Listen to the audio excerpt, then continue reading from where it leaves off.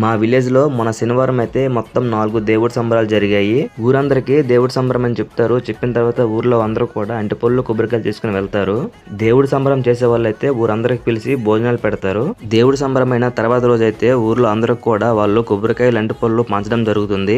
Maximum పల్లెటూరులో ఉండే వాళ్ళకైతే తెలిసే ఉంటుంది. టౌన్ లో ఉండే వాళ్ళకైతే తెలియకపోవచ్చు. మా ఊర్లో అయితే మొత్తం 160 గడపలు ఉంటాయి. ప్రతి గడపకు కూడా వెళ్లి వీళ్ళైతే దేవుడి ప్రసాదాన్ని పంచుతారు. మీరు వీడియోని ఎక్కడ నుండి చూస్తున్నారో కామెంట్ చేయండి. మీ ఊర్లో కూడా ఈ విధంగా పంచితే లైక్ కొట్టండి. మనకి అంటిపళ్ళు కొబ్బరికాయలు చాలా ఎక్కువగా వచ్చాయి. ఏం పస్తున్నారు మీదయిందా? ఊరంతా పస్తారా? ఏడాడు పస్తున్నారు?